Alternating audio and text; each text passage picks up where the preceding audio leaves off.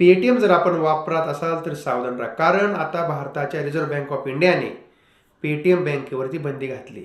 आता आपण पेटीएम बँकेच्या अकाउंटमध्ये आपण पैसे टाकू शकणार नाही किंवा दुसरा कुणी तुमच्या त्या खात्यावरती पैसा टाकू शकणार नाही. फक्त तुम्ही तुमच्या खात्यातले पैसे काढू शकता.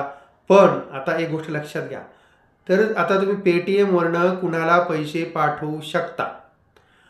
पेटीएमवरनं पैसे पाठवण्यासाठी तुमचं पेटीएम अकाउंट पेटीएम बँकेशी लिंक नसलं पाहिजे.